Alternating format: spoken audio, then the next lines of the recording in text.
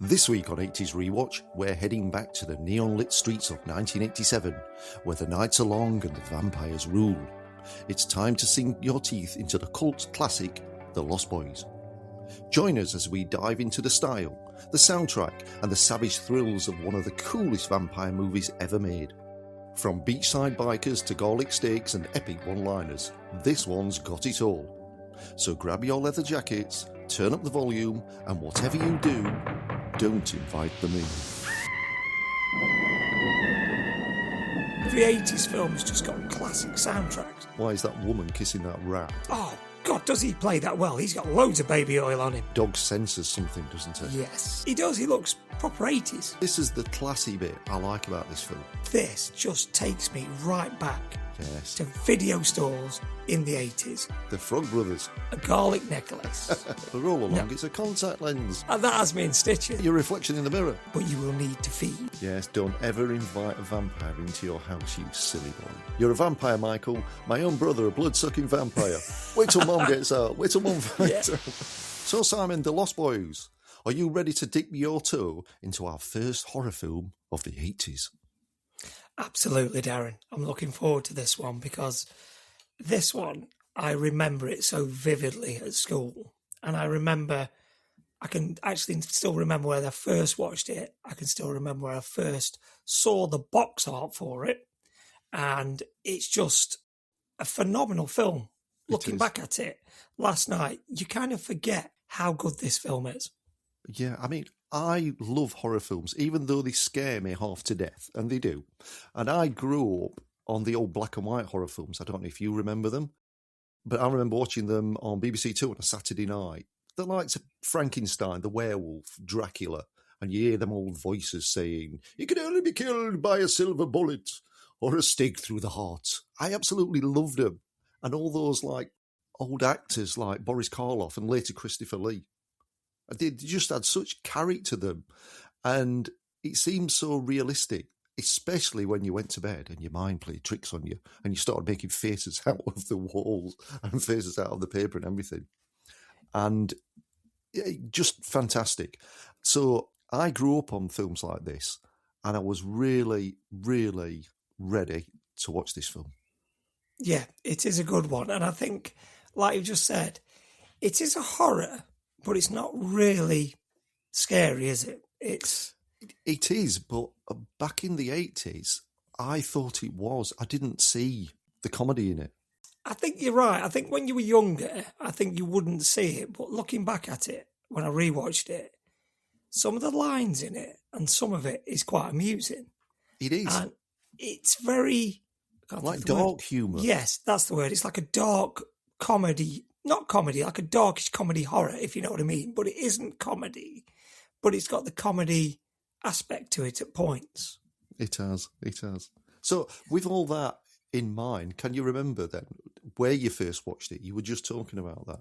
Yes, I do. It's a birthday party of a friend of mine. And I remember we'd have been in the first year of high school at Highfields.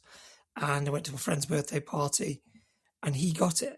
He had this, and he also had the Monster Squad. Do you remember the Monster Squad? I certainly do. So we watched the Monster Squad first, and that, don't get me wrong, the Monster Squad, I've watched that probably a few months ago, and that I still enjoy that, but this one for me, as soon as I watched it, I thought, as soon as he showed me the box, I thought, I know I've seen that box. Going into Christine's, good old Christine's video shop. Yes. I remember the box. I've got it here in my man cave. I've got the X-Rental VHS.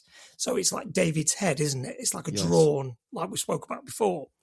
And I remember going into Christine's and seeing it and looking at it and thinking, because you don't know what to make of the box. No, you don't. No, and it's his head. And I can remember seeing it. It's kind of got a stripe down it. And I'm thinking, no idea what that is. And I just... obviously must have left it. And then when he said he got it, and I know what that is. Put it on, and I loved it. Absolutely loved it. Can I just say that usually at parties you get jelly and ice cream and balloons and presents. Why are you watching a horror film?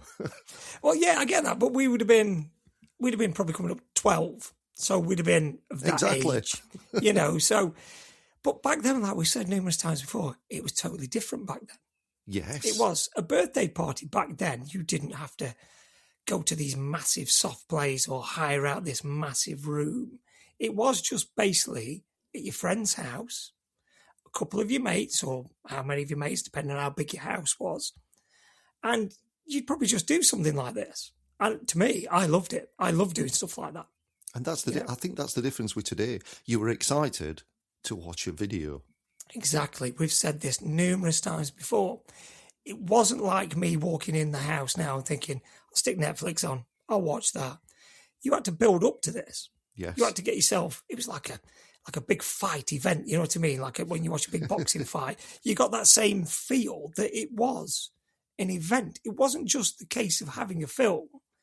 It was getting that film. Now, if your friends hadn't seen this film and you got it, it was like, I'm watching it before everyone else. Gold. It was. Yeah, now they drop on your streaming platforms day one. Everybody can watch it. I've said before, the heartbreak I felt between the ages of 10 to 15 of going into Christine's and that little red triangle tab in that box. Heartbreaking. You know, you really wanted to watch it and it wasn't there. And you had to wait for it to come back in. Also was the fact that at a young age, you're watching what you must have thought was a grown-up film then. Yes, because it is a 15, isn't Yes. it? Yeah, so obviously 12, you're not that far off it. And like I've said numerous times before, my mum was quite good with stuff like this. We watched it and it didn't do me any harm, Darren, you know what I mean? But like we said numerous times again before, I wouldn't let my kids watch 15 at the age they are now. It's bizarre. But like you say, this film is just, it's quite iconic. It's not just horror. It's the music. It's the fashion. It's the time. And I'll touch on bits what I thought when I watched it. It's that sort of thing, isn't it? It's not just the film. It's the absolute 80s, as we've said numerous times before. That's what it is to me. Well, I remember watching this on video at a friend's house, as I used to do. I didn't watch every video at a friend's house. But we were there, we got us noshables, the lights were out, and we were waiting to be scared witless by this film. But this does bring back a pretty scary memory. It didn't scare us witless, because what did absolutely scare us witless is halfway through the film, the biggest spider I've ever seen come crawling across the floor. We ended up jumping on the sofa, because I still hate spiders to this day. So he stopped the film and he went to get a box. And he also went to get something that could kind of weigh it down as well. And as ashamed as we are to say, we had to wait for his girlfriend to come back. She was on a night out to move it. And eventually, when she got back, she lifted the box and there was no spider there. It's gone. It's gone. Where's it gone? We were like the Frog Brothers. We were stood behind a door, arm in arm, waiting for her to move it. But it's gone. I mean, he freaked out, but I was lucky. I went home. I could go home out that house. But he never said whether he got the spider. It was big as my hand, honestly. I know we exaggerate, but that kind of just added to the tension of this film, because we put it under the box and then we kind of started the film again. So your adrenaline were already running anyway. It would do for me. I'm not a spider lover by any means. You know, I think if one comes in our front room, I wait for one of the cats to get it. You know what I mean? I make it move so the cat sees it and then that sorts it out for me. I'm exactly the same. I'm not a spider lover by any means. So where did you rewatch it then? I rewatched it last night on the sofa. Normal position for me if you're a regular listener. I had my cup of coffee and this week's biscuit. I don't know, well, you would class them as biscuits. The biscuit of choice this week was good old Jaffa cakes. Oh, Jaffa, you can't go wrong with Jaffa cakes. No, absolutely not. Fantastic. Loved every one of them, Darren. I think they lasted probably about 2.5 minutes. Then they were gone. You scoffed a packet? Yes, in one go. Straight down, no messing. What did you do for the rest of the film? Well, I kept thinking, have we got another packet in the in the cupboard? But no, we didn't. So that was that. I kind of went for it early doors, Darren, and they gone. So biscuit of choice this week was the good old Jaffa cake. Well, I was on the sofa and I thought, for a change, I'm going to have a glass of red. And this might get me in the mood for the film. It wasn't David's red, was it? Well, this is what I was thinking. I could pretend that I was a vampire and the wine was blood. So, yeah, it went down pretty well, actually. Good. And it is, like I say, when you rewatch them, I look forward to doing this. I think I look forward to pretty much like I probably did the first time I put this in the Ferguson VHS player. You know what I mean? It was one of those. Remember those Ferguson VHS? Certainly do. Yes. Where's Ferguson gone now? Gone. Oh, yeah.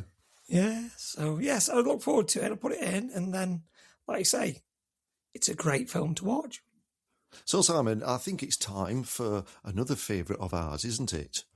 I think I know where you're going with this one, Darren. Shall we do the top 10s, what this film was up against in 1987? Yes, please. Thank you. Okay, so from 10 to 1, like we normally do. Number 10 was The Witches of Eastwick.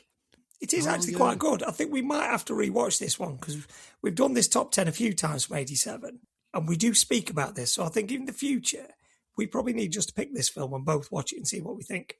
Okay. Okay, we'll go for that one. Number 9 was Lethal Weapon. Brilliant Yes, fantastic. Number 8 is Stakeout. Stakeout is another brilliant film. Number 7 is The Secret of My Success, Michael J. Fox. Went to Skegness Cinema to see that. Yes. And we've spoke about this one because we've done 87 a few times. So this one, I think we both spoke about this one as well, The Untouchables. The Untouchables, yes, that is pretty good. Yeah, that was number 6. Number 5 is Moonstruck. I've never seen that. Is that Cher again? Again, yes, I've never seen it. That is Cher again, yes. 2 films in the top 10. Yes, and number 4 was Good Morning Vietnam. Oh, incredible. Yes, number 3 was Beverly Hills Cop 2. Yes, oh, well, anything with Eddie Murphy in. Number 2 was Fatal Attraction. Brilliant, that is really good. And this one always does me when I see this one at number 1. Number 1 is 3 Men and a Baby.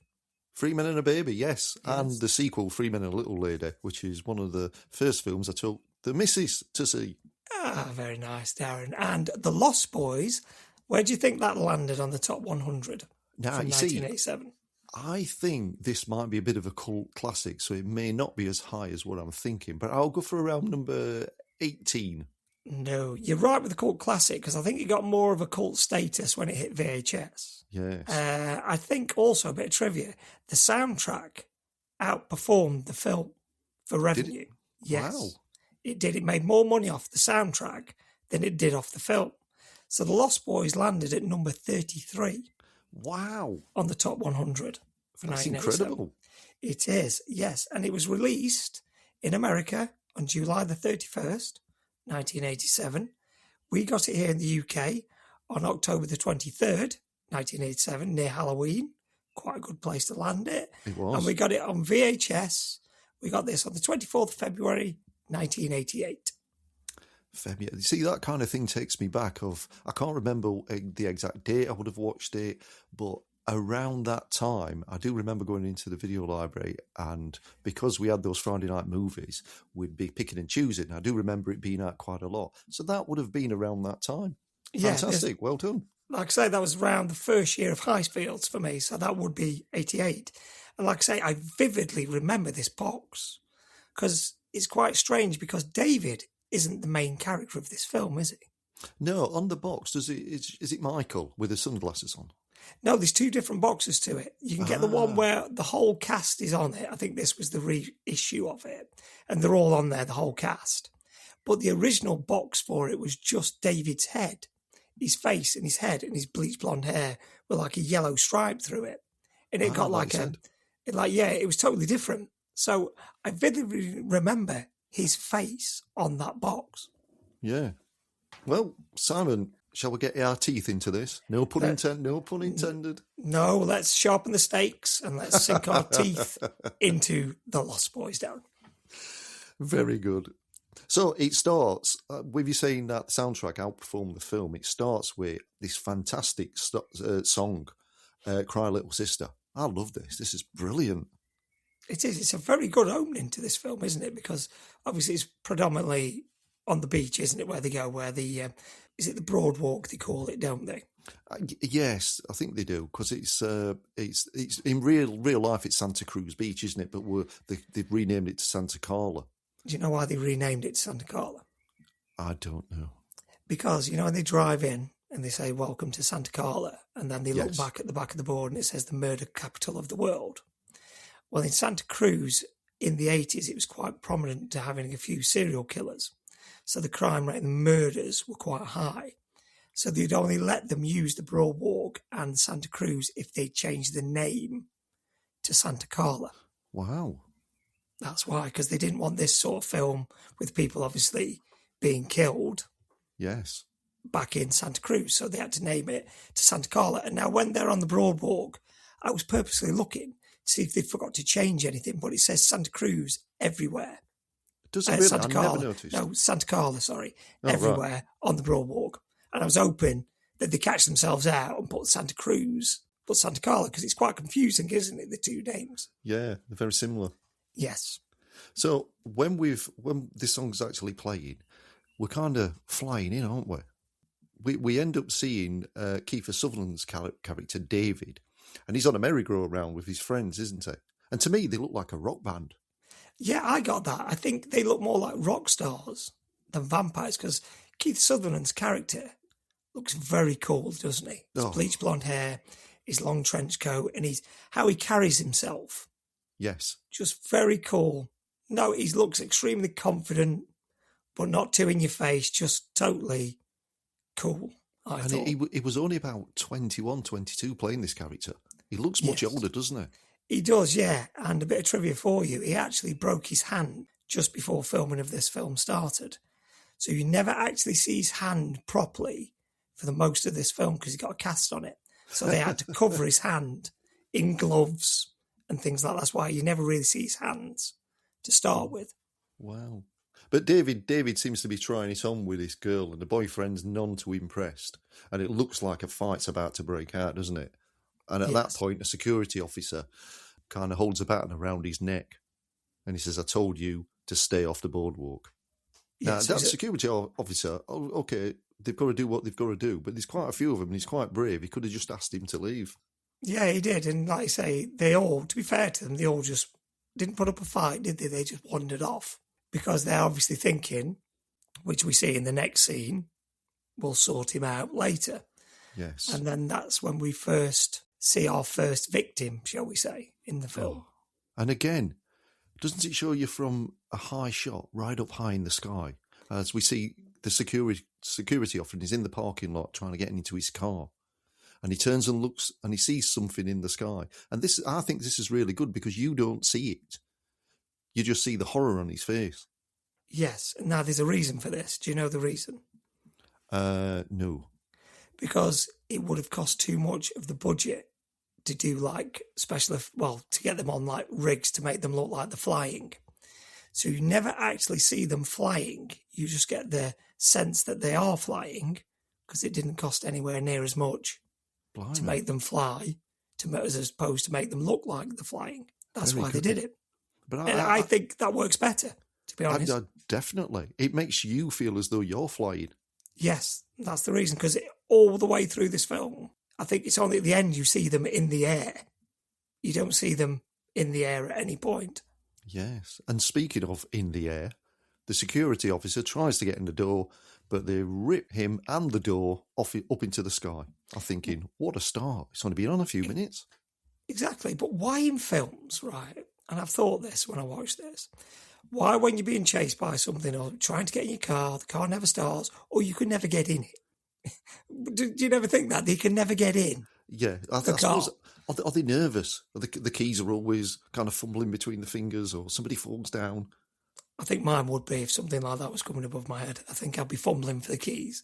But like I say, it's the sheer strength, and it must be his grip as well to pull the door off its hinges. Oh, because the security officer's holding onto the door, isn't it? That shows how tight he's trying not to let go, but they must have some power to do that. Definitely. Yeah. So we now see another view from the air, but this time it's in the daytime, and it homes in on a family as they're just coming into Santa Carla. And it's Sam, Michael, and Lucy the mum, isn't it? And this is where they see the sign, "Welcome to Santa Carla." And what do they see when they kind of go past it? Because is it Michael or is it Sam that looks? It's Michael, because he's in the back, and they just see it like we've just touched on, the murder capital of the world. That's it, yes. That's it. It's written on the back, isn't it? And then they come into to like where the boardwalk is, and this is the first time we kind of like see them interact with people Yeah, And it because looks run down, doesn't it? It looks quite... it does, because that cued the music, didn't it, for People Are Strange, and then they show you this montage of all the different people from the local area. And they were real people that were asked to turn up, all different genres. Yeah, because you do get quite a vast variety of people here, don't you? You get the surfers, you get like the rock people, you get the hippies, you get everything, a bit of everything in this. But what I also noticed was the amount of missing people signs that are everywhere. You noticed that. I noticed, why is that woman kissing that rat? I saw that as well. And the other bit where there's like that big doll thing on the chair that's going up. The, what's the word I'm looking for? Cable car-y thing, isn't it? It's like a chair. And there's like that doll on it that always makes me smile every time I see it. But yeah, once that's kind of done, Sam asks his mum, doesn't he, if he can go to the amusement arcade. And his brother Michael, he's trying to find work, isn't he? Straight away. Yeah, he asks somebody, doesn't he? And they say, nothing legal. Yeah. So you're like, what? Nothing legal. And then, like you say, and his mum, this shows you how nice his mum is. She gives Sam some money to give some like young kids that are rooting through a bin for food some money, doesn't she? Yeah, she does. That's meal. Pretty cool, that. Yeah. Yes, I thought that. So anyway, finally, Sam, Michael and the mum arrive at the destination, which is Lucy's dad's house, isn't it? I love this bit. This bit always makes me smile when he's laying on. Yeah, and they say, is he dead? and he looks dead, to be fair. And then he says, playing dead, doesn't he? Oh, yeah. What does Sam say? He says, he's dead. Can we go back to Phoenix? Yeah, that's it. If he's dead, can we go back to Phoenix? And then, like I say, he isn't dead, playing dead. And then this is where we go in the house for the first time, and we see his dad must be a taxidermist, isn't it? That's the one, isn't it? Yes. That stuffs animals.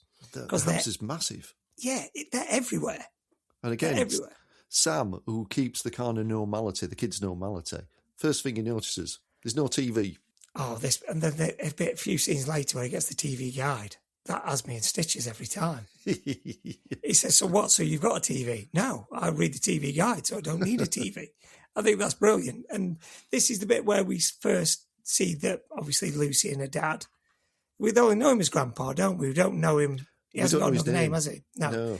So they're talking, and she's obviously just got divorced. And he says, doesn't he? You're the first person I know that's come off worse or something, isn't it? By getting divorced. So, But like you've just touched on, then we see Sam and it's Michael, isn't it? That are running around the house. That house is massive. It's incredible. And the grandpa sees this and he says there's a few house rules, isn't there? Yes. And he tells them all about what they can do and what they can't do. I like this bit in the fridge. The old fart shelf is the second one down. Yeah, I forgot about that. It's brilliant, that bit. It does me every time, old fart. But what I also took from this, and this just takes me back straight away, I don't know if you was the same, what Corey Haim is wearing, the bright, surfy-looking shirt, the pinks and the yellows and the whites. Now, these were Corey Haim's actual clothes. Were they? Oh. Yes. He wore his own clothes because it was Joel Schumacher that directed this, wasn't it? It was, yes. And he liked his look, so he said, just wear your own clothes for the look. That's cool, isn't it? Yeah, and it works because I remember we used to call them Bermuda shorts back then when we was this age, and they were all the rage back then, them sort of colours, and and your global hyper-colour T-shirts and all stuff like that. I remember all this quite vividly. That's how we dressed. Even now, he still looks cool, innit, doesn't he? Oh, Corey Haim. Yeah, Corey Haim. For his time in the 80s, Corey Haim did some good little films. All right, probably not critically acclaimed films, but in the genre of the 80s, just what everybody needed.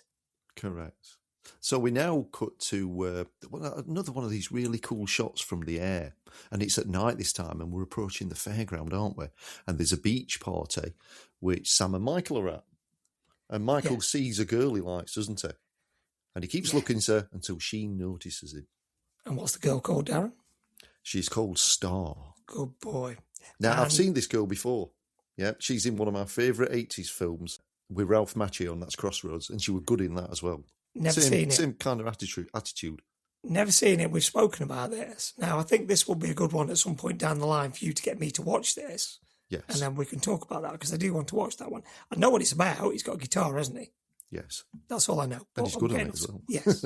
But this is, like I say, where we see it. But you forgot one of the main bits of the film, Darren. One of Have I? the standout bits of this film, yes. Go for it. What are they all looking at when they're at this beach party? There's a guy playing the saxophone, is there? Oh, God, does he play that well? He's got loads of baby oil on him. He's jacked up. He's got a saxophone. And you know, another bit of trivia for you. That is Tina Turner's saxophonist. Is it really? Yes. Wow. Well, Yeah. you see, I wanted to just kind of brush past him because look at his physique and his look. Yeah, I don't look anything like that. So No, but I'm with you on this, but supposedly another bit of trivia between the takes of this when he's doing it, and he does it well. He's still doing it now, supposedly doing the same movements and all the stuff. But between the takes, he used to have some weights and he used to quickly work his weight so he looked jacked when it was his scene. And why wouldn't you? Why wouldn't you? If you look like that, I'd be the same. That's the same. I've been used, pumping iron before I got on this mic. I bet you you can't have. see it, but you'll have to trust me. Sounds like it, Darren. You're coming across very strong to me. Thank you very much, son. But then also, once we got through this bit, this is where we see Lucy then walking down the Broad Walk. And what do we see? One of the first bits. Do you remember? Is it again the pictures of Yes. all the missing people? But who's being put on the board? I'm not sure. Who is it? It's the security guard. Yes, that's it. Yes, I do remember now. Yes. Yes, he's just being put. It looks like his wife that's just putting him on the board with the rest of the missing. Now, obviously, we know why they're going missing because obviously the vampires are taking them, aren't they? Yes, but it just seems so normal. I mean, if you passed anybody a missing picture or poster, you'd just walk past it, wouldn't you? You wouldn't overtake any notice. And that's wrong, but you just would. Yeah. And then, like I say, then we see Lucy walking down the Broad Walk. Now, this is one of my favourite scenes in this film, this Very next scene. Do you know which scene it is? Is it where there's a little boy and he's lost and she takes him into Max's video store? The video store. Not the little boy that's lost, bless him. Luckily, his mother finds him. It's the bit in the video store because this just takes me right back to video stores in the 80s. Loads of screens, loads of neon, and I'm looking around everything in this video store. I'm looking at the standees, and if you look closely, there is a Goonies standee behind Lucy. A Goonies standee? You know, a standee, like I spoke about standees before. It's like a poster that's kind of stood up. Yeah, sorry, I'm just thinking Corey Haim was in Corey Feldman. Corey Feldman, sorry, was in Goonies. Yes, that's the first thing I thought. I thought, well, Feldman was in Goonies, and they've got a Goonies standee, and they've also got National Lampoon's European Vacation. It's next to that. It's there. Right. So I'm thinking, that is so cool, really cool. But also, as you look round where the counter is, they've got like a plasticky, shiny glass in the shape of a TV screen. So when the person's serving you, it looks like they're in a TV screen. Did you notice that? Nope, I certainly did. Next time you watch it, it's like a very thin plastic that's hanging from the ceiling. So when they go to the counter, it looks like they're in a TV screen. Wow. But I'll tell you what I did notice and what I've read up on. Did you notice all the releases were by Warner Brothers? Yeah. Oh, no, I didn't. Yeah, they will be, yeah, because they are Warner Brothers. Yeah, Goonies, Warner Brothers. National Lampoon's is Warner Brothers. Yeah, and everyone in the background. And it was Warner Brothers who made The Lost Boys. Yes, it is. Well done, Darren. Didn't know that. So you learned something new. Yes. So I've learned something there, which is fantastic. So while Lucy's found this little child that's lost, she takes him into Max's video store and meets Max, who's a really nice fella. And he wants to sort it out. But as they're talking, the little lad's mum comes in, doesn't she? And rescues him. Yes, she does. Not long after this, who walks in? It's David and his gang, isn't it? Yes, and what does Max say? Did he say, I've told you never to come in here? He certainly did. Yeah, it's quite good, this, because you think that they don't know each other, but later on in the film, all will be revealed. So like I say, but to me, it's just that air of confidence of the gang, shall we call them? You know, as they're walking round, they're not bothered about anybody or anything, are they? But they're doing it in such a, not a chaotic way, they're just walking around, aren't they? Just being lads. They look threatening though, don't they? They look as though they're up to something. Yes, they do. I think they kind of know the power and what they can do, and they're just getting off on that. Yeah, I'll go with that one. I think that would be it. And then, is this the bit where she asks for a job? Yes. Or is that like, yes. He offers her a tape, but she wants a job. Yes. This is also another good bit, because this is where Sam's character goes into the comic book store, doesn't he? Yes, because I think Michael's still chasing that girl, and he kind of wants to get rid of his brother, doesn't he? Yes. Go off. So he goes into the store, into the comic book store. And this is where we meet the two stars of the show, shall we say. The Frog Brothers. Do you know the names, Darren? Yes, it's Edgar and it's Alan. Edgar and Alan Frog. And do you know the relevance of that? No, go on here and tell me. Edgar Allan Poe was a horror writer, and it was based on those. Oh, is he based on those? Because No. They were just based on his name because he was a horror, and there was some certain relevance. Ah, and also another bit. Do you know why Corey Feldman is wearing a headband? No. Because he is channeling his inner Sylvester Stallone and Chuck Norris, because he's wanting to sound like an action star hero. Oh, so right. he purposely put the headband on, and Joel Schumacher again said, just go with it. And that's why he talks probably like me with my growly voice. He speaks very slow and very manly, should we say. Oh, you think you speak manly, do you? Oh, I sound like one of the Simpsons characters. I sound like Thelma or Selma off The Simpsons, mate. Yes. Selma. Yeah. So that was that bit of trivia. That's what they wanted to come across as, looking like tough guys. But the Frog Brothers think he's stealing a comic, doesn't he? And Sam says he's looking for Batman 14. Oh, you beat me to it. I was going to ask you what comic he's looking for. And do you know how many Batman 14s are in existence? No, I think it's 2. Is it 2? They say 4. He says, no, there's 5. And I'm always on the lookout for the other 4. So he must have Batman.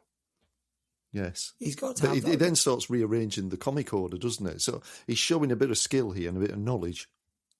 Yeah, because when he's going through it, you can see the Frog Brothers a bit like, because what do they say? Where did you come from? Yes. Krypton. And he says, no, Phoenix. I like that bit. Yeah, it's a good bit, that. And like I say, he's got a good knowledge of comics. But back then, that's what we all did. I remember buying comic books and things like that and reading. Yeah, I remember seeing them, but I never actually had one. Yeah, and it's just touching back to the sax off, when he's doing the sax thing. Everybody's just watching him. And the bit I took from it, not one person, which they wouldn't have, but not one person's got a cell phone out, taking selfies, taking videos. They're all just in that moment watching him on that stage. Yeah, concentrating on the music and just having a good time. Yes, absolutely. And that's how it was back then, where now we have to film and do everything, vlog where we're going. And that's not a bad thing, because we're doing a podcast. So we fall into that bracket, don't we? That's so. Well, this next bit I do like as well, because they hand him a comic, don't they? And that is the Vampires Everywhere comic. And is it Corey Feldman who says, it could save your life? Yeah. Now, this was the first films that the two Coreys did together, wasn't it? Oh, I don't know, was it? Yes, this was the first time that Corey Haim and Corey Feldman acted together. And after this, we all know the story, they became great friends. And they went on to do 9 films together after this. Wow. Because they were known as the two Coreys, wasn't they? Yes, I've heard that, but I didn't know it was those two. Yeah, and also one of my guilty pleasures of the 80s, which isn't a great film, but I actually loved it. I still probably would still like it now, is License to Drive with Corey Haim and Corey Feldman, which we may have to dive into later down the line. Because not only have I not seen it, I've never heard of it as well. I see. There you go. There you go. So, like I say, then we see it was the first scene, wasn't it, when they were on the merry-go-round? Yes. Stealing the comics from outside the store.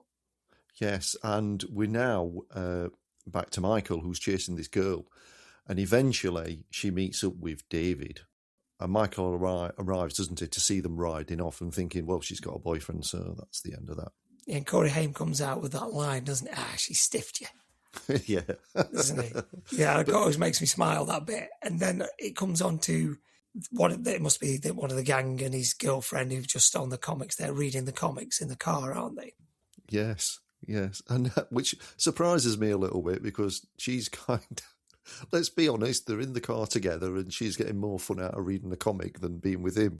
Yeah, and he's trying everything, isn't he, to get her attention, and she's having none of it. Then we hear like a scrape. Yes. On the roof. and the car roof is ripped off and they're attacked, aren't they? And taken up in the air. Again, like when you said before, again, we never saw them flying, but you got the sense that something was above. Now, like we just touched on, very well done how they did this, how you get the sense that they're above you.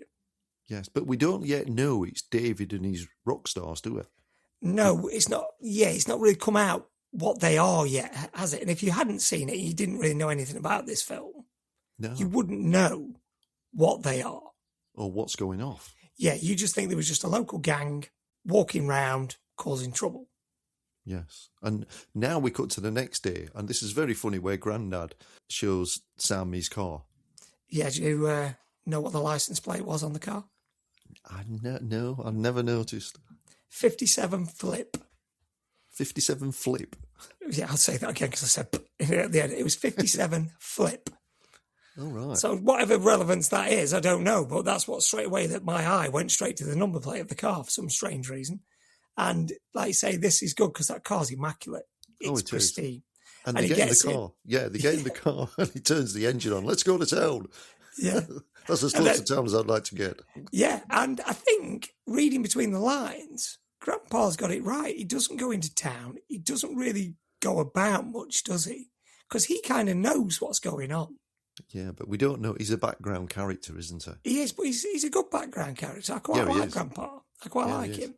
And then, like I say, you just see Corey Haim go, strange old man. Yeah. And then we're back at the comic store, aren't we? And then Sam's back.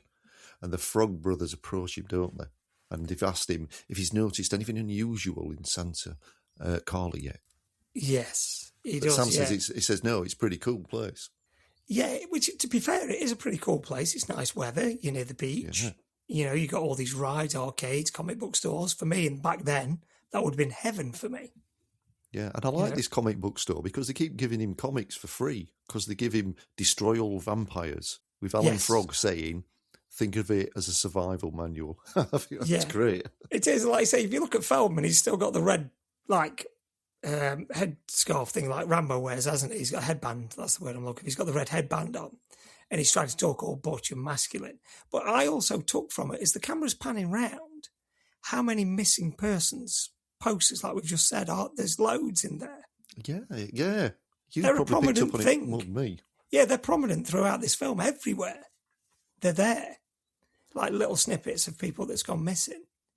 But he says, our number's on the back. Pray you'll never need to call us. All these kind of lines he delivers brilliantly. And now you said it's like Stallone and things. It is. Well, how old would you say the Frog Brothers are? I would say if they're running a store, that means they're old enough to work, but probably still going to maybe about 15, 16. Probably. I think they're a bit young because they do say it's the parents' store, isn't it? They're just in it. And it's like at that age, and they're thinking there's some sort of bad guy vampire killers.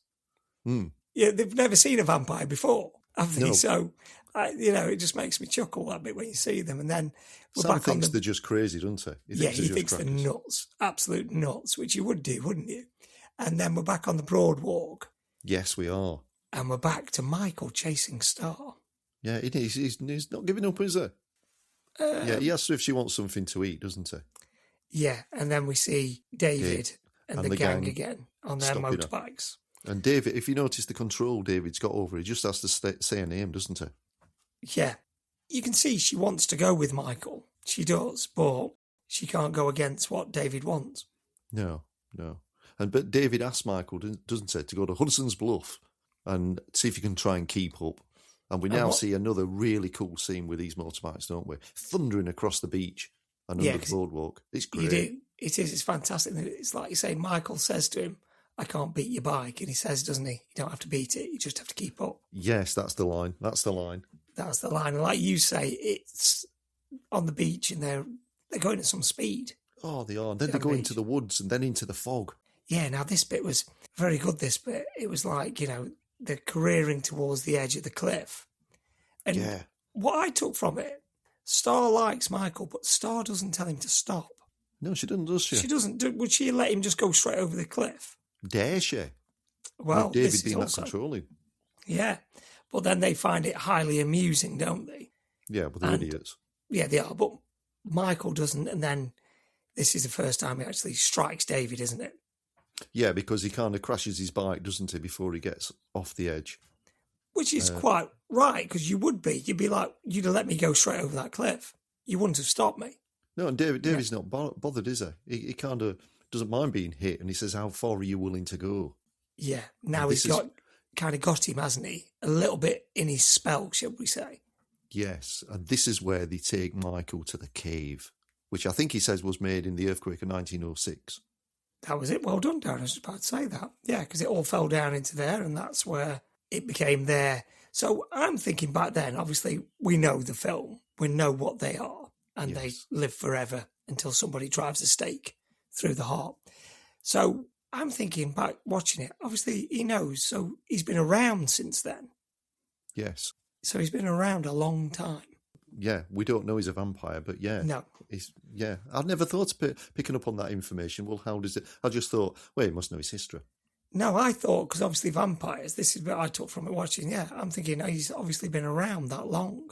Ah, very good. But he offers David a smoke, doesn't he, before some food. And you just know something bad is going to happen. Yeah, and I find this quite good, how they do this, because it's a mind trick, isn't it, that David's doing with Michael, because he tells Marco to go and get some food, and Marco comes back with Chinese food, doesn't he? Yes. And then he gives him the rice, and he starts to eat the rice, and he says, how are the words? Maggots, that's it, how are the maggots? And he says, what? And he looks, and it's maggots. Oh, dear. Yeah, they're quite right. He throws them on the floor and spits them out. And then he says it's just rice, and then he has noodles, doesn't he? He says, do you want some noodles? And he turns it to look like worms. So it's quite clever what he's doing with him. He's just messing with his mind, isn't he? Is it that, or is it the smoke? Did he give him some drugs? Yeah, he did, yeah. I've never thought of that. Maybe it's that. Because I did think, how does a vampire make that look like that? You know, that's the bit I thought, not knowing any vampires, to ask. How would a vampire do that sort of thing? But then, as this is all going on, we're then back in Sam's room, aren't we? And he's reading the comic. He is. But his mum's telling him it's time for bed, didn't she? It is. Who's on his bed? The dog. Is it the dog? Yes, do you know the dog's name? I can't remember. It's Nanook, isn't it, the dog? No, did you stutter, or did you say... No, that's... No, yeah, well, now I'm going to stutter because now I'm thinking about what I'm saying. Nanook, which I find is a strange name. It is a strange name. Yeah. And the other bit I took from this in his room, and I kind of... When I saw it, I thought, oh, no. As soon as I've seen it now, I want one for my man cave. There is a big watch, like clock on his wall. It must be like a 5 foot. Remember the old Swatch watches that you had in the 80s? Oh, yeah. The Swatches. It's like a 5 foot one of those on his wall, obviously to tell him the time. Now I've seen it, I want one. So now I'm looking everywhere to find one of these things. I'm thinking... like a big face with the straps at the top of the box. With the strap, like a big 5 foot watch, like a proper watch just hanging off his wall, 5 foot. And now I'm thinking, I want one of those. I remember that. That's the 80s for you, Darren. You just yearn to go back. But anyway, back at the cave, this is a pivotal moment because he asked him, see if he wants to take a drink. Sorry, David asks Michael, see if he wants to take a drink from the bottle. Yes. And this bit reminded me of me rewatching it on Saturday night with my Noshables. So I had a drink before Michael did. Well, I have to watch you if you start sprouting teeth and your eyes go funny colours and move away from your sharpish. But like you say, I think Michael now, because he's just done the trick with the food, hasn't he? He's like, I'm not bothered anymore. I'm not showing any weakness. He gives me some wine. I'll drink the wine. Which he does, doesn't he? But Star doesn't like it, does she?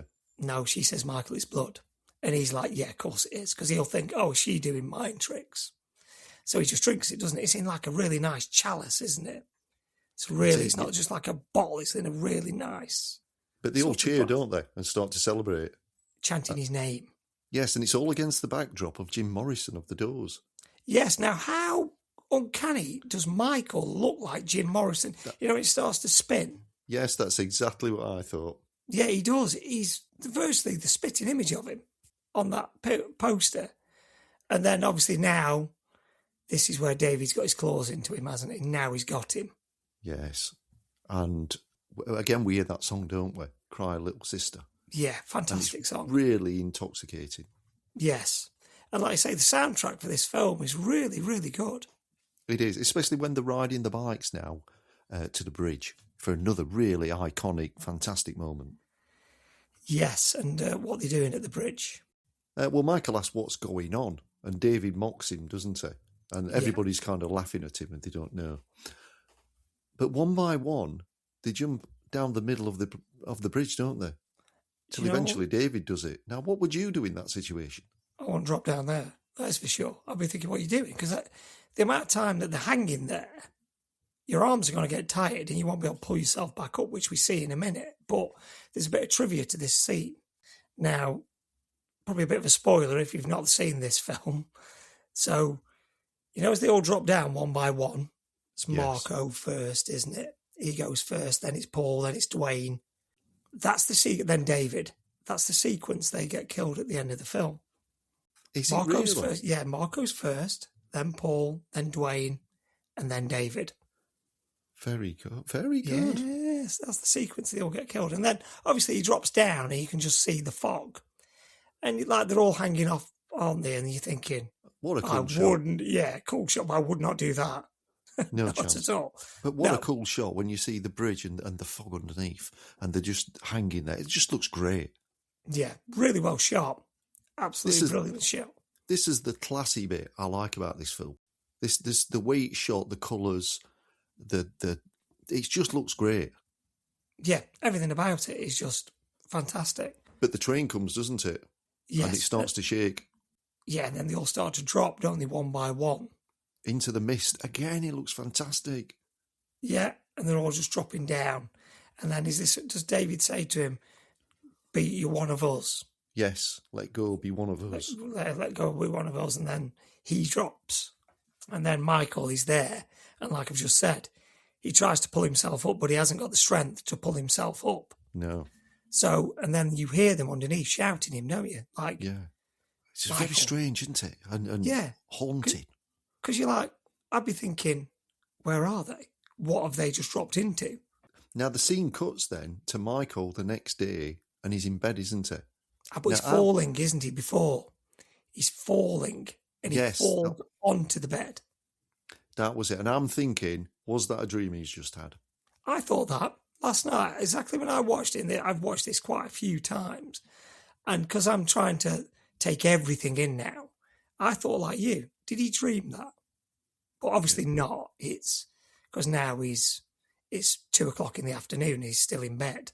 Yeah, and Sam's just come in and he's got his sunglasses on, hasn't he, Michael? No, he asked him to pass the sunglasses, doesn't he? Because his mum phones. It, yes. She phones and he says, pass me the sunglasses, because Sam actually says, oh, what, you have to wear shades indoor now or something, doesn't he? He does. Along those lines. So now Michael isn't full vampire, he's half vampire, isn't he? Because he's not actually done his first kill yet. Yes. But we also find out from the phone call, is it Lucy's going on a date with Max? Yes. At the video store. Yeah, she wants him to look after Sam, which I find quite strange because Sam is probably old enough to look after himself at this point. He is. And the other person that's going on a date is Grandpa. And who's he going on a date with? The Widow Johnson. That makes me laugh when they say, the Widow Johnson. And it's where he's in the kitchen and he says to him, doesn't he, have you got anything that'll pass as aftershave? And he gives him Windex, doesn't he? And he sprays it and goes, oh yeah. He sprays it on it. And that has me in stitches when I see that scene. Yeah, and he leaves, doesn't he? And then all of a sudden Michael's friends arrive on the motorbikes. And you can hear them, they seem all around. But when he opens the door, there's nobody there. No, it's quite clever that. Yeah, it's playing with his mind and it's playing with our mind as well, isn't it? Yeah. How do they do that? Because I thought last night they've just disappeared. I don't know, but for me, Sam's seen this and he hasn't been smoking any joints or drank any blood. So it can't be just aimed at Michael. He can't have been drugged up and he can't have been, because they've both seen it. Yeah, but you'd ask the question, wouldn't you? Where have they gone? Because there's nobody outside. You'd be like, well, where have they gone? But obviously they've seen it, and now this is where Michael says to him, doesn't he, take your bath? Yeah. He's going for he's going to the milk for some milk in the fridge. What's the significance of the milk carton?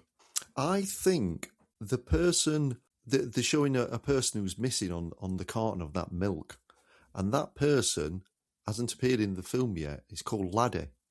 Yeah, he has. He was there earlier when they was on the Broadwalk on the motorbike. Okay. Yes. But he hasn't. You've not really seen him. But he's the missing person. He's the little boy. But what I can't understand from this, obviously he's missing, so he's on a milk carton, so he must be local to be missing. Yes. But he's still walking round, so why has nobody seen him? That's the bit I'm taking from. I'm probably looking too deep into it, but like you say, he's missing. He's on the carton. You can see it in Michael's hand, but you see it more clearly in a minute when his mum comes back. Also, sorry, the significance of that is his date of birth on there is exactly the same as the actor that's playing him, Chance Michael Corbett. Yes. They've both got the same date of birth. Yeah. He has, because he's only young in this. He's only about 12, isn't he? 10, 11, 12. Because now, is it 76, his date of birth? Very good. 20th of June, 1976. 76, yeah. So same as me. I'm 76. So he'd have been same as me, 11, 12, when this came out. So, yeah. And then this is the bit where we see Michael now. He's getting the yearning, isn't he? Yes, because he drinks some milk and then drops to the floor in real pain. I've had this one. I've had a few bottles of wine. But this is milk. Well, I'm going to say, if you listen to this podcast regular, Darren does not have a drink problem. He just likes the odd glass of wine on a Friday evening. I'd only drop to the floor when there's no more. Yeah, when it's run out. No, it's gone. But Sam doesn't know this. He's upstairs, isn't he? Yeah. He's totally aware of what's going off, singing this fantastic song. Now, another bit of trivia for you, Darren. Corey Haim nearly got hypothermia filming this scene. What? Because in this house, there's no heating, supposedly, in the house they're in. So they got no hot water. So he's in cold water. Wow. They could have boiled a kettle up. They could have done anything. They could have done anything, but because they had to keep redoing it, he had to stay in it longer. And he nearly got hypothermia doing this scene. He does an absolutely fantastic job of singing with bubbles all over his hair, and those high-pitched voices are just brilliant. Do you remember doing that, Darren, with your hair, putting bubble bath on it and styling it up into a mohawk? No, you're trying to be funny. You know, I haven't got a hair on my head. I look like Homer Simpson. No, I wasn't getting that at all, Darren. I don't know what you mean. So then, like I say, he's at the door, isn't he, Michael? Yes, and the dog senses something, doesn't it? Yes, he does. And the moment Sam puts his head under the water, Michael enters the bathroom. And his eyes are green, aren't they? The dog attacks him. Dog has him, doesn't it? Quite right. The dog is protecting Sam. And then obviously Sam hears the kerfuffle and someone going down the stairs. And this is where he comes down, isn't it? It's all dark. And then he turns the light and he sees Michael on the floor. Yes. With his hand bleeding. Yes, his hands, dog's bitten him. Well done, dog. And he says, "What have you done to my dog?" He says, "I haven't done anything to him. He's protecting him. He's bit me." And then this is the bit we see the mirror. Yes. Isn't it? This is quite good, this bit. Was it Sam that notices it? Yeah. And says, "Look at your reflection in the mirror." I love this bit because he's walking up the stairs and he's going, "You goddamn blood-sucking vampire. Wait till I tell Mom." You know what I mean? I wouldn't be saying that. I'd be running away from him. Yeah, because before he says, "You're a creature of the night, Michael."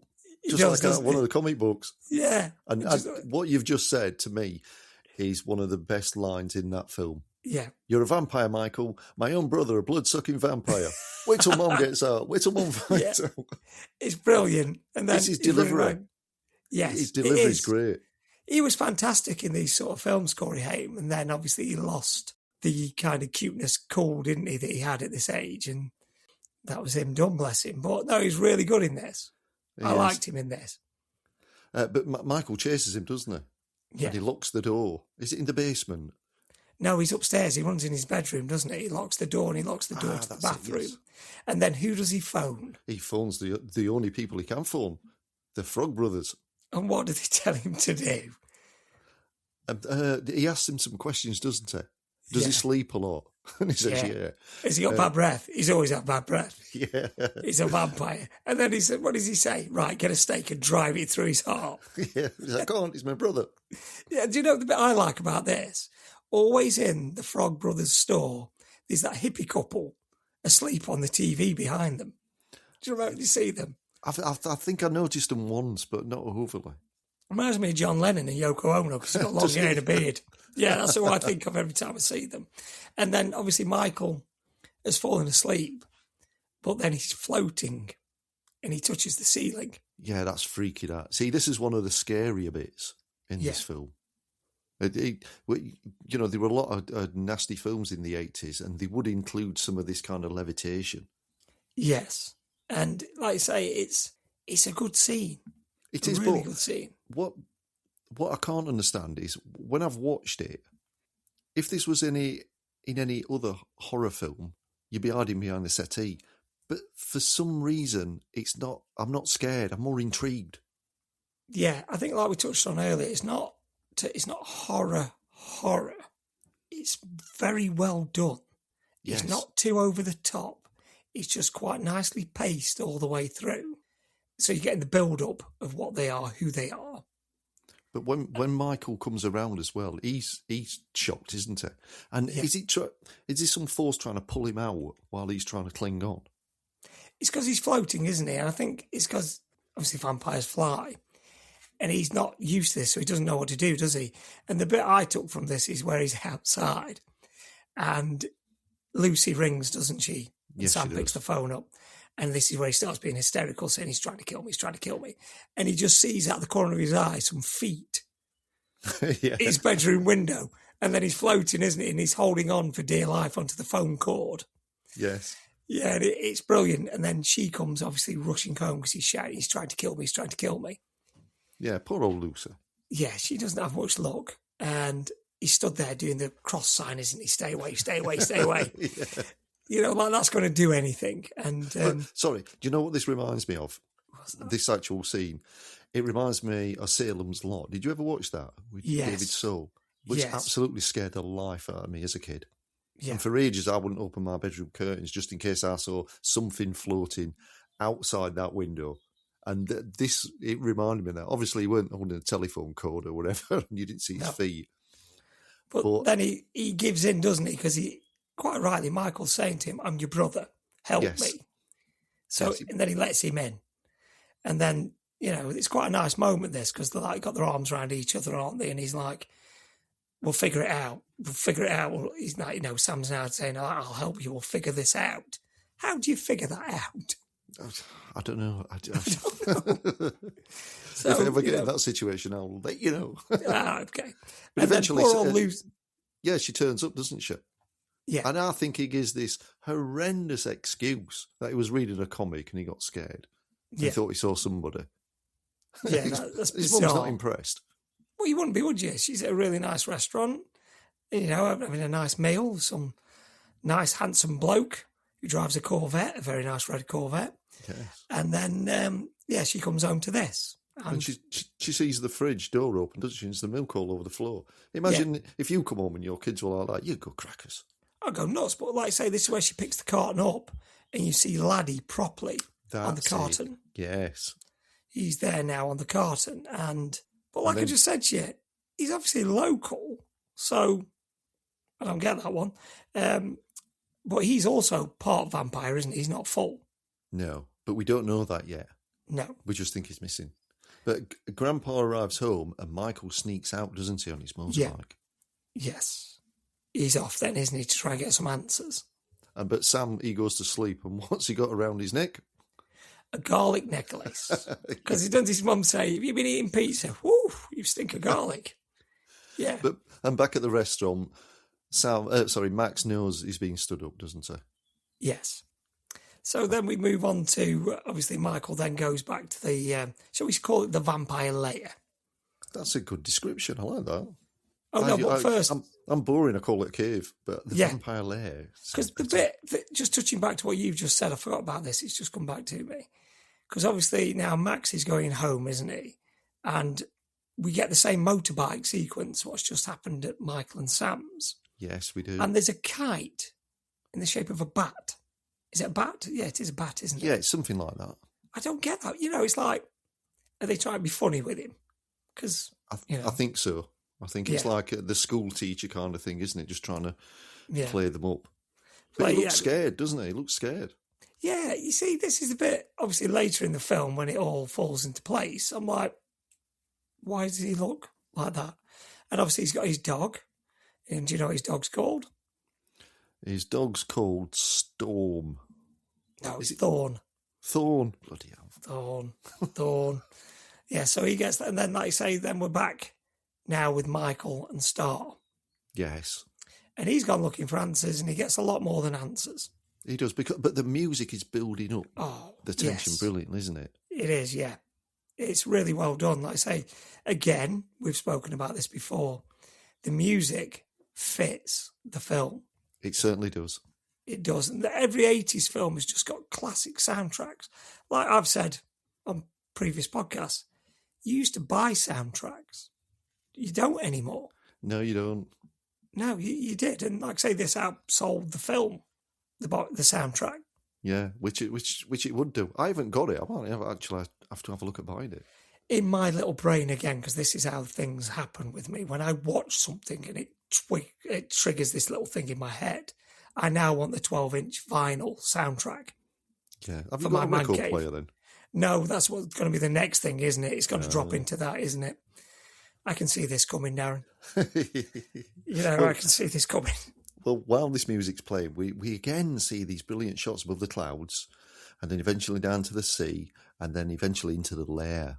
It's brilliant. Yes, it is. It's well done. And then he's there. He spends the night with Star, doesn't he? And then And what happens to his hand when he wakes up? Because remember, the dog's bitten it. It's healed, hasn't it? Because obviously they don't die, so obviously they heal pretty quickly as well. Yeah. So the first thing he does is he goes to see his mum, who she knows something's wrong, but she thinks it's her fault, doesn't she? Like every parent does. You think it's your fault when it's your child, don't you? But he's giving it that very much rock star look, isn't he? With the glasses, the leather jacket, the earring. Yes. And it looks cool, to be fair. He does. He looks proper 80s. Proper 80s to me, that. And then Lucy and Sam go to take Max a bottle of wine and apologise. Yes. Now, this bit I didn't get. Even last night, the amount of times I must have forgot about it. But something the Frog Brothers say, and Corey Haim says, Sam says a bit later on, it kind of falls into place. I couldn't weigh up why Thorn goes for Lucy. But then it's what they say, and you think, yeah, got it. Know why? I know why he went for her. Well, please explain, because I'm not sure. Because obviously we know what Max is. So what do the vampires do in the day? Sleep. So what's Max doing?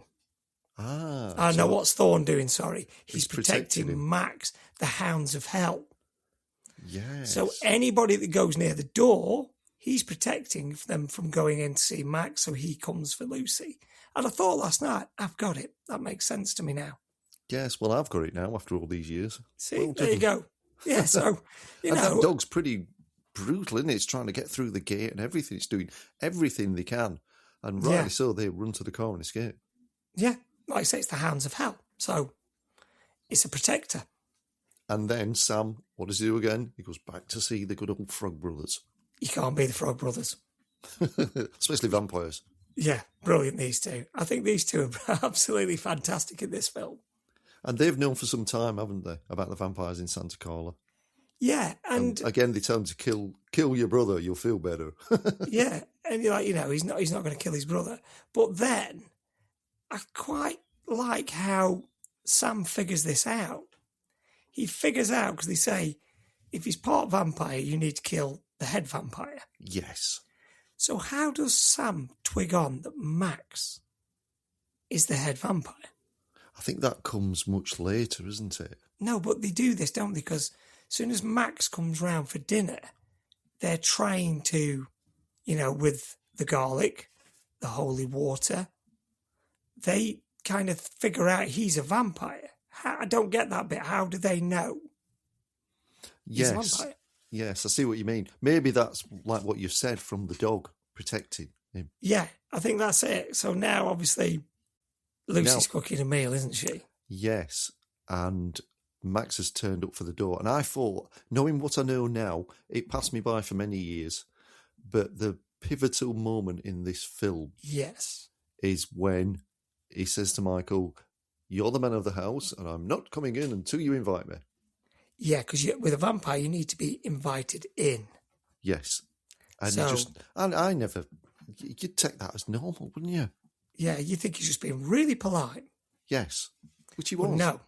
But then there's also, which we'll touch on later, there's a reason he does it. Correct. But again, like you say, he's being very polite. And he brings Lucy flowers. And then Sam turns up with Edgar and Alan for dinner, which surprises Lucy. Yeah. And this scene is just fantastic. Yeah, because doesn't he? Sam asks him if he wants some Parmesan cheese. Well, first of all, Lucy says, "Someone's got bad breath," and they all They all look at him, don't they? They all look at Max, and he's like, "What are you looking at me for?" And then it's the nook, isn't it, on the table? Yes, and then that's when they ask Max if he wants some Parmesan cheese. Yes. And really, they hand him the garlic. Yeah, it's garlic, and he's like, "Oh, God, garlic!" And like, "I bet you hate garlic, don't you?"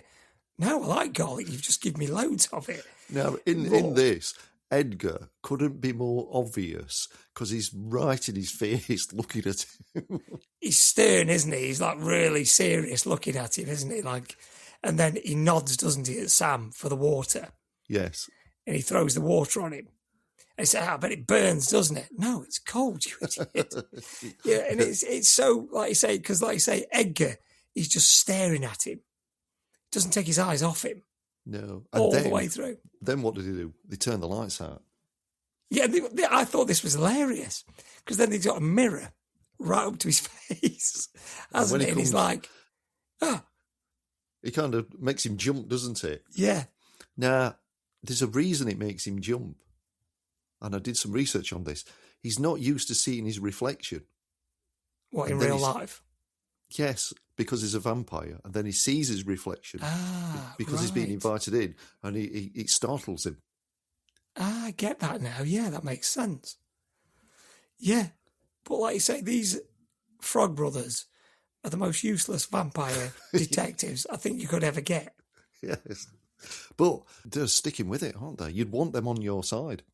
Oh, yeah, they're in. They're locked in. They're wanting to get some vampires, aren't they? But Max says, "Look, I know what's going on." And they actually think they're rumbled, don't they? They do. But Max tells Sam, "I'm not trying to replace your father or steal your mother away." He does it very coolly, doesn't he? He That's a bloody very does, clever yes. thing to say. Very clever thing to say. But he says good night at that point, which you wouldn't he? Yeah. And he asks Lucy if she'll come round to his. This time he'll do the cooking. Yes. Because they've had 2 failed dates. Yes, they have, haven't they? It's not getting off on a good. They'd be good as a couple. They're 2 nice people. Yeah, he's a nice person, but we obviously see why he's really nice at the end, don't we? And then this next scene. Yeah, this we're back is at where the fair, aren't we? No, we're at they're around a big tree, aren't they, at the fire? Oh, yes, sorry, yes. With the like surfy people, aren't they? That are having obviously a few drinks and a fire. And this is where we see them for what they really are for the first time. Which is terrifying. It is. Now, when David's face changes with the teeth and the eyes, back in the 80s, they didn't have contact lenses like we have now. I don't wear glasses or contacts, so I don't really know. You might know better than I. Yes, They're like a rubber, aren't they? They're like a really soft, aren't they, contact lenses? Not all of them. Not all of them. I used to have some gas permeable ones, which were like putting glass in your eye. Yes, I'm glad you've said that, because these ones in the 80s were like glass, and they painted them to look white. Wow. So when the cast put them in, it dried their eyes. They could only have them in for like 5 minutes. Oh. And then they had to take them out because they couldn't see. So there's a bit, which I'll touch on in a bit, and they all thought it was part of the film. It wasn't part of the film. It happened, and they left it in to do with the contact lenses. Ah. And they did used to work. They did used to work. They used to dry your eyes out. They were a nightmare. Yeah. Which is why I had my eyes lasered in the end. That was interesting. Anyway, what does David say? He says, it's time to join the club, and David shows himself as what he is. Yeah, a vampire. and they attack, don't they? And it's the ferocity of this attack, because you actually see them pulling bits off people, don't you? Yeah, it's horrible. And then do they throw one on the fire? Yeah, he throws one onto the fire. But Michael falls out the tree, doesn't he? Yeah, he doesn't want to do it, does he? No. And he says, doesn't he, you'll live forever, you'll know what you are, but you have to feed. Yes. Didn't he? Yeah, you will live brilliant forever. line. Yeah, but you will need to feed. Now he knows what they properly are. He's seen it, hasn't he? And it's like, that'd terrify you, thinking, is that what I am? You know, is that me now? He does it so well, David. He does it really calmly, and then it cuts back to Sam, doesn't it, in his bed? Yes. And when he wakes up, what's the first thing that he sees? Oh, God. This makes me laugh every time. Every night, Grandpa's putting a stuffed animal in his bedroom. And it's when he goes to the closet, how many of them are in there? Yeah, because he doesn't want them. He just keeps putting them in there. Yeah, keeps sticking them in the wardrobe. And Sam, then this was quite funny, because when he shuts the door, doesn't he? He's behind the door. Yeah. And what does Sam say? Don't kill me. Yeah, don't kill me. But Michael now is beginning to look really tired, really withdrawn, isn't he? He's beginning to... Because obviously he needs to feed, doesn't he? I think this is what that's getting at. I think, yeah, you're quite right, yes. But Star's outside, isn't she? She's outside calling for Michael. Yeah. And this is where you first really see that Star is part vampire, because then she just comes through the window, doesn't she? Yeah, she does, because Michael tells Sam, he says, like, shut the door, lock the windows and all that, but nope, it's too late. Star's already floated up into the bedroom. And then what does Sam do? No, yeah, no, it's right. But this does in stitches, because Sam's under a duvet, saying little comments, isn't he, as they're talking? Oh, yes. He's coming out with little one-liners, isn't he, as they're talking? Yeah, because she says, Star says he drank the blood, and Sam comes out with, you drank someone's blood? Are you crazy? Yeah, it is quite comical in places when you look back at it. But his delivery of it, and he reminds me of somebody, his delivery is a bit like Anthony Michael Hall and any films he's done, especially when he's singing in the bathroom and he's kind of high-pitched kind of delivery. It's just spot on. Yeah, he does it really, really well. And like I say, this is where Michael now starts to turn on Star a little bit, doesn't he? Yeah, because doesn't Star say that Michael was supposed to be his first kill? Yeah, her first kill, wasn't it? Sorry, yes, her first kill. But she couldn't because she cares for him. Yeah, which is all right, but now you've basically told me you're going to kill me. Yeah. You know what I mean? So Michael's not buying it, and so she flies off, or words to that effect. Yeah, she's gone. She's done one. She's off. And then, obviously, I think, like you just said, that bit where you say he's supposed to be the first, that's obviously before David turned him, wasn't it? I think, yeah. Yes. So, and this next scene, I love this bit. This is where they go back into the lair with the Frog Brothers, isn't it? They borrow Grandad's 57 Cadillac. Oh, the Frog Brothers turned up and they're all tooled up, aren't they? Yeah, they've got all the gear. Now they're up for this now, aren't they? And this bit makes me smile when they come in and they Star and Laddie, isn't it, asleep on the bed. And they say, we've got one. And they're wanting to drive the stake through her heart. And Michael stops them, doesn't he? Say, no, you don't touch her. Yes. Just before that, Edgar tells Michael that when they all go down there, if he tries to stop them or vamp out, they'll stake him. Brilliant. I forgot that bit. The word vamp out was invented in this film, wasn't it? I don't know, was it? Was that made for this one? Yeah, sorry, the phrase vamped out was first used in this film, and it was used in many other films later on with vampires in them, of course. Ah, very good. Very good. So, obviously, this also bit makes me smile where Sam gets a bit of, like, dust on his top, doesn't he? And he's absolutely, like, like if a spider dropped on you, he's, like, totally, like, freaking out, isn't he? Yeah, he is a bit, isn't he? He's a bit freaking out. And this is where the Frog Brothers now come into their own. Oh, they do. They're into this now, and this is where they drop down. They can't find them, can they? Because they're looking for coffins. Yes, they are. You're right. And doesn't he say this is one big coffin? This cave is one big coffin. Which I thought were a brilliant line. Yes. Because it does make you think on a different level. You're looking for individuals, and you're actually in the whole coffin itself. Yes, you're in there. And then, is it Sam that accidentally points his torch up and he sees them? Oh, just all hanging there. It's really well shot. I think that's brilliant. Where they're just hanging, like you've just said. Yeah, Looks scary as really, well. really, very scary, very cool. But they've all got their arms crossed, haven't they? Like proper. Oh, yes, they have, yeah. Almost as like they're in a coffin themselves. Yes. And I love this bit because the Frog Brothers then climb up. And they could have got David first, but they didn't. They get the first one they come to, which is poor old Marco. Yes. What do you mean, poor old? He's a vampire. Yeah, but you know what I mean. He's getting it first. And like I touched on earlier, this is the sequence now coming towards the end of the film. This is the sequence as they dropped off the bridge. Right, so Marco yes. was the first, and Marco is now the first. And what did me with this was the amount of blood that comes out of him. Oh, yeah, it's horrible. It is. They're all over the Frog Brothers and Sam. And this is where, obviously, then David drops down, doesn't he? And then he's after them. And you see him with his eyes and his teeth. Which looks great. It does look really good. And then they're They crawling to get out. Yeah, they run for their lives, don't they? And he grabs Sam's foot, doesn't he? And then he's trying to drag him back, and they're shouting, drag him into the light, drag him into the light. And he's doing the finger cross thing again, isn't he? Yeah. That's not going to do anything.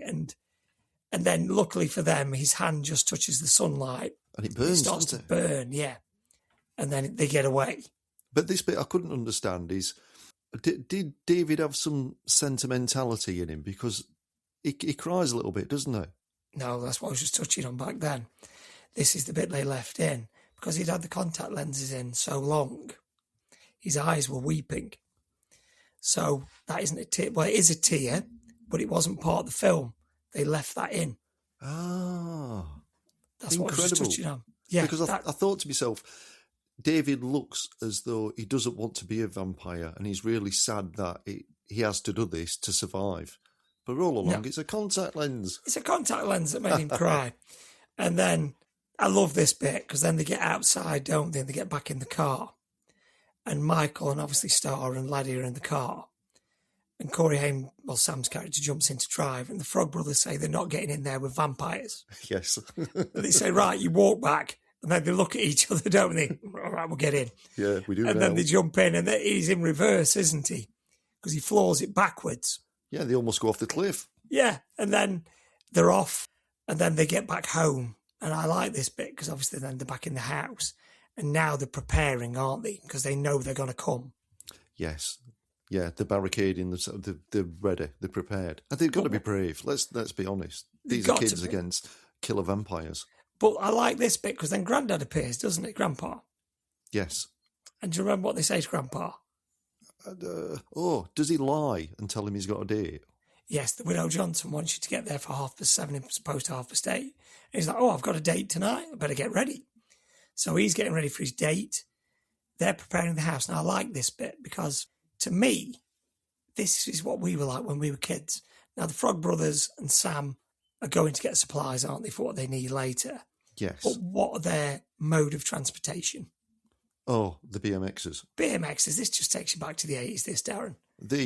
Any of these iconic scenes in these 80s films just make you feel brilliant, jealous, for every single thing.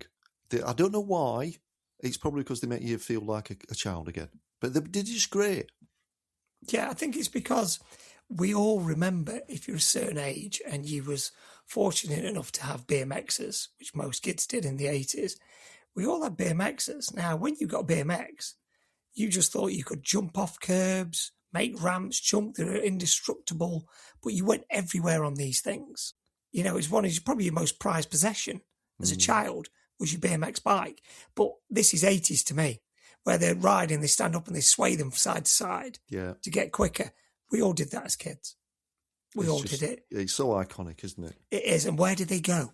Where's the first place they go? Well, doesn't Sam go back to see his mom? He does first, yeah. He goes to see his mom. In the video still. But doesn't she think that he's just trying to ruin the relationship between her and Max? Yes. She says he's got a vivid imagination, doesn't she? Yeah, and she shuts him down in the video store saying, I'll deal with you later. Yes, and then they go to the church to get holy water. Wow, there's something going on. A christening, I think, is going on. Yeah, they're all just looking at them and they're just filling their, water carton things, aren't they? What do you call them? Army like issue things, aren't they? Oh, canteens, yeah. Canteens, that's it. Thank you, down a canteen. They're filling them with water, and then they're back home. And this is the bit we've skipped a bit. This is where they tell Grandpa he's got the date with the widow Johnson. That's the one. Yes. That's the one. So he goes now to get ready, and you get Sam smashing the garlic. All the windows are being shut. The bath's being full of holy water and garlic. Yes. They're ready. And do you know how long they've got to get the house ready? Is it around 2 hours before sun goes down or something? 2.5 hours. 2.5. Till sun goes down. Well done, Darren. 2.5 hours. So they're ready, and they've got water pistols full of holy water. And garlic, yes. And garlic, plenty of garlic. Everything you need, garlic, holy water, and steaks.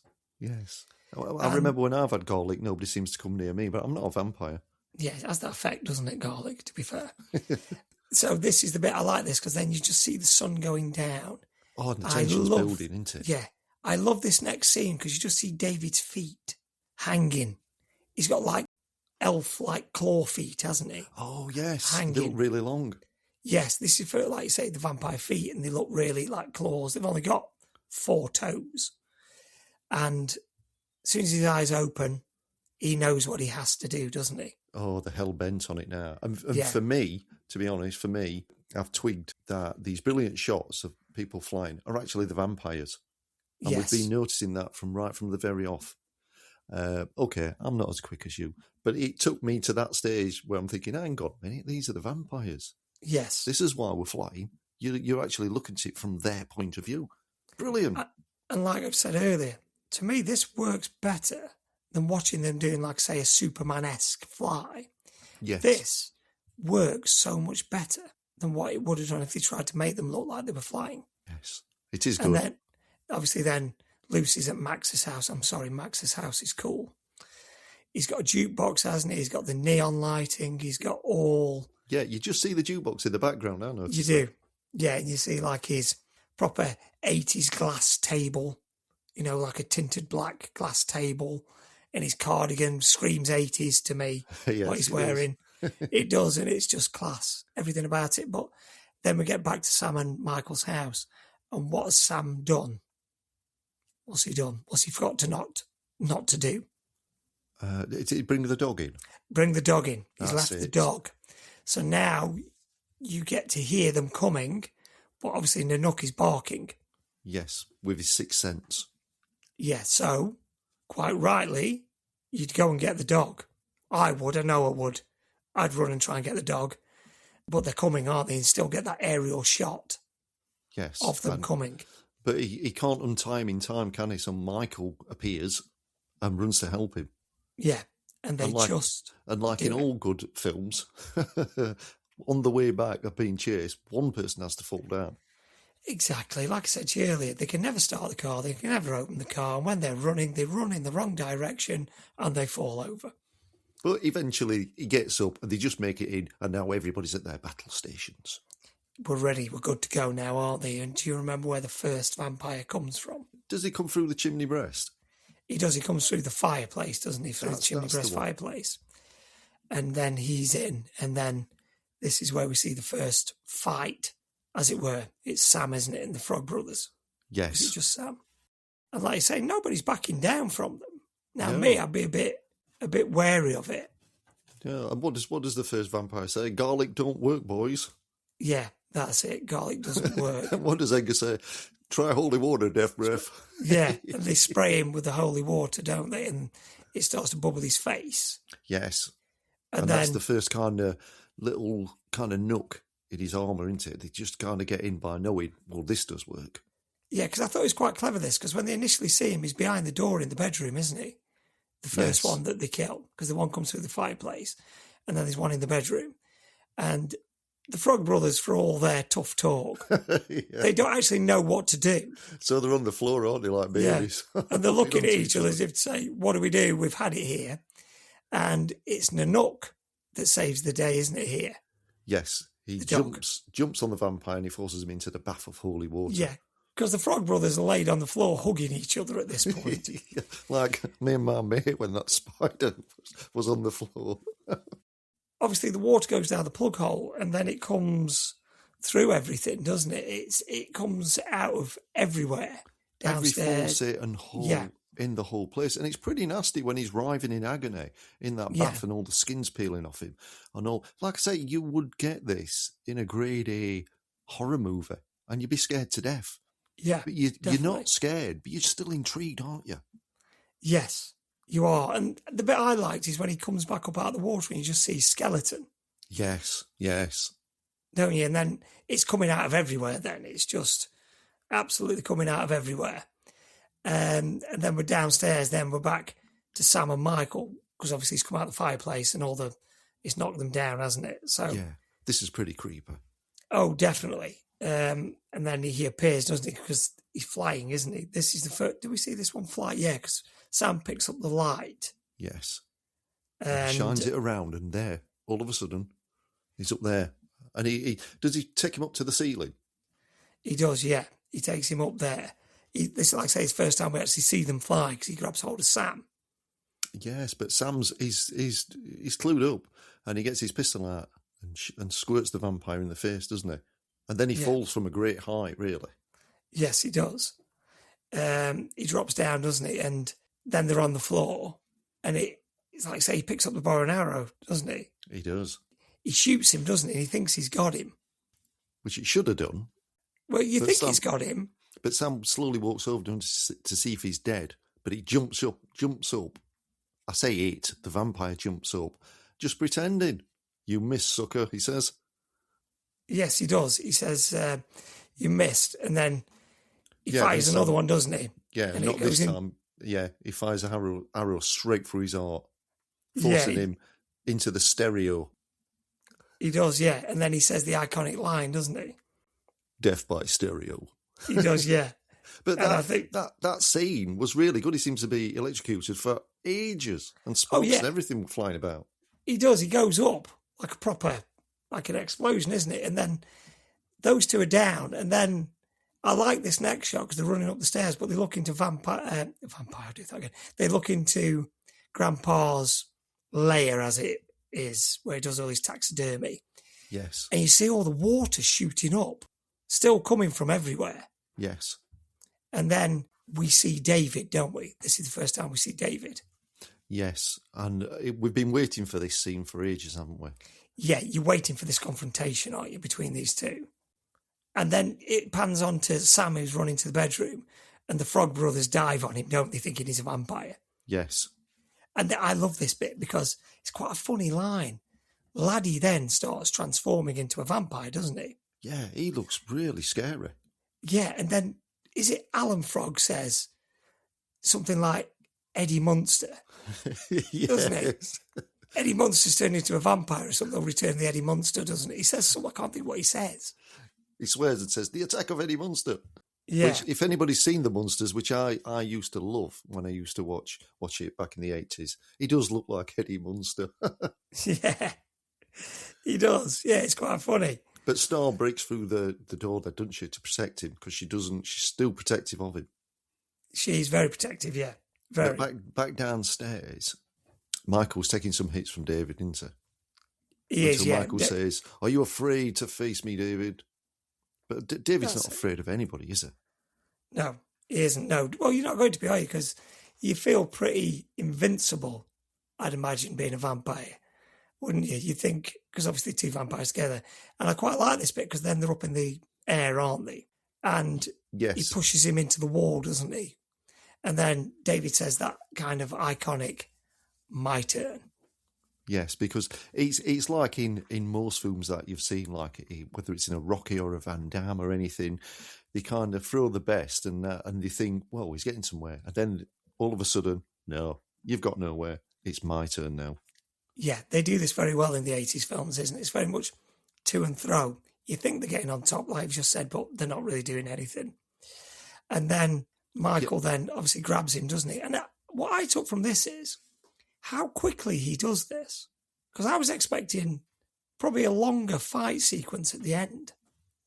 Yeah, I suppose so, because David's saying, don't fight me, join me. Isn't it? Yeah, because he just turns around basically after saying my turn, spins round, flies through the air, takes him into Grandpa's thing, and that's the end of him. there was no real battle for me, if that makes sense. Yeah, I see what you mean. If he's supposed to be this head vampire that's lived for hundreds of years, he Put up kind more of... a fight. Yeah. Or did he just give up and think, I'm sick of this, I've had enough of it? Yeah, or maybe that tear was real and not just a contact lenses. Maybe he'd had enough then. Probably, yeah. And then... Michael's still a vampire and everybody runs down, don't they, to see what's going off. Yeah. And you get the sense where Michael thinks nothing's changed. You get that look, don't you, on his face where he's like, nothing's changed. Yeah. I'm still a vampire. And I love this cut of this scene where it's just like red, isn't it? And you just see Michael's eyes. Yes. And the top part of his forehead, which has been enhanced. And this is where then, obviously, Max turns up. Yeah, with Lucy. And I thought this was quite how he just reveals himself, who he is. Well, they kind of come in and want to know what's going on, don't they? Yeah. And he walks to David, doesn't he? He does, straight away. Very calmly. Yeah, he does. And then it's like, that's when now he starts to reveal himself. Yeah. I wanted your boys to join my boys, and I wanted you to be like the mother figure, basically, didn't he? Yeah, one big happy family. Yes. And this is then, I quite like this because then it makes sense, like you said earlier. They say to him, but you passed the test. And he says, doesn't he? No, all that doesn't work if you invite me in. Yes, don't ever invite a vampire into your house, you silly boy. Yes. It renders you powerless. Yes, I thought that was very good because you forget this. And it's like, right, that's why that didn't work then. Get it? Yeah, but Sam says to Edgar, did you know that? And Edgar says, of course, everyone knows that. Yeah, they're like looking dead like, damn, we didn't know that. And it's like, yeah, of course we knew that. And then I like the bit, this is where then he turns, isn't it, into a vampire. Yeah, because Lucy thinks, she doesn't understand. She thinks everybody's just going crackers. Yes. And then, yeah, like you said, that's when Max explains that they wanted to be one big happy family. Yeah. And then Max turns around and he shows himself for what he is. Yeah. And then this is where Lucy sees Michael for what he is. Yes. He is a vampire still. And then he makes a run at him, doesn't he? And he just basically throws him off and throws him up to the ceiling, basically, doesn't he? And then Sam has a go at him, doesn't he? And then this is where he's got the leverage now, hasn't he? He's got Sam. Yes, and he's holding his hand out, isn't he? And he wants Lucy to come to him, because if not, he looks like he's going to kill Sam. Yeah, he's got the leverage. And just when you think he's going to sink his teeth into her and turn her. Because they're on her neck, aren't they? They're on her neck. Yeah, basically just touching her neck. And he's just about to turn her. Then Grandpa appears, doesn't he? Oh, he burst into the living room with a giant stake on the front of his truck or whatever he's driving. Yeah. Straight through the heart of Max, and he goes into the fire, doesn't it? Yeah, straight into him. And that's Max done. So to me, again, it wraps itself up pretty quickly, fight-wise. It does, yes, it does. You're quite right. I suppose, yeah, how can they compete with the head vampire? They can't. No, you can't. He'll be the strongest one. He'll be stronger than David, stronger than all of them, won't he? Yeah, but he's not stopping that stake, is he? No, that's coming straight through him and quite it hits him. And then the ending of this film, they were going to change the ending, but Joel Schumacher liked what happens and he just let it go and let it finish, how it finishes. Okay. You know, what I mean, where Grandpa walks to the fridge. Oh, yes, yes. And he basically says, the only thing I can't stand about Santa Carla is all the vampires. Yes. And then it finishes. Now, to me, all along, he knew there were vampires there. Yes, he did. So why did he let his daughter and 2 grandchildren move there? Exactly. And like I said earlier, is this why he doesn't really go out much? Why he doesn't go near town? Because he says, doesn't he, that's as close as town as I want to go. I like these films where you have to sum the things up yourself. Yes, you have to kind of think outside the box, because initially with this film, I forgot to say this at the start, I've just remembered, it was Richard Donner that was going to do this, that did Goonies. Oh, right, yes. Now, Richard Donner he got the script for this, and it was going to be like the Goonies, but a kids' version of this, like the Goonies. Right. So it would have been kids of the Goonies age doing this. And then he backed out of this to do another film, and he gave it to Joel Schumacher. And Joel Schumacher said, no, I want it to be this way. I'm quite glad he did, because this works better than I think like a Goonie-esque sort of vampire film. You know what I mean? Yeah, to me, this works better. Yeah, and the other bit of trivia was we touched on earlier, Corey Feldman was in the Goonies.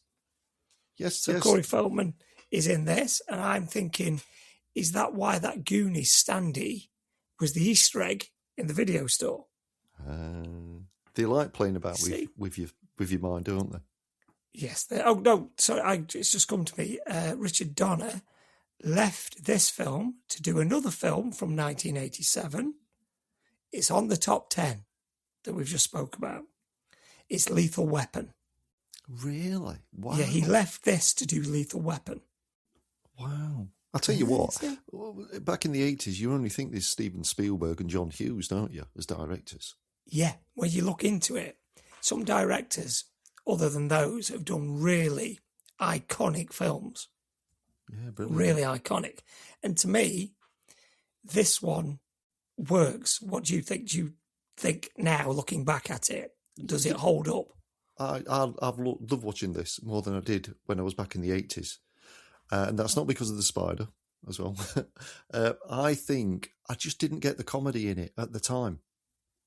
I just remembered the nasty bits. But I'm watching it when I'm a lot younger. And I think the comedy in this is realistic.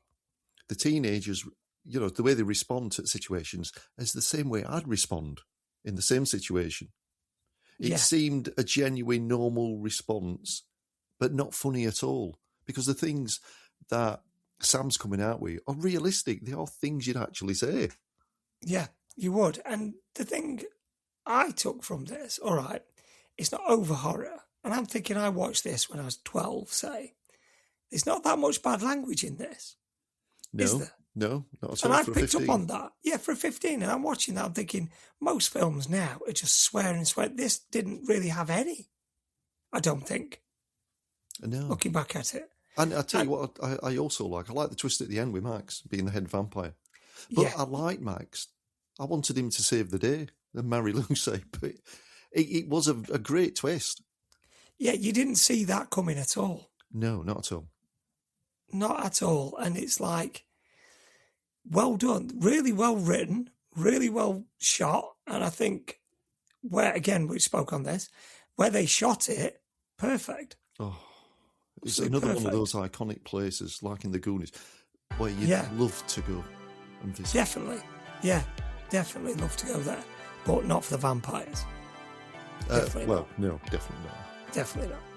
Definitely not. So, that is, Darren, that is the Lost Boys covered on 80s Rewatch. What will we be covering next time on 80s Rewatch? Well, after scaring ourselves silly, Simon, I think we're in need of a good laugh. And in the 80s, they don't come much bigger than back in 1983 for this classic, National Lampoon's Vacation on 80s Rewatch.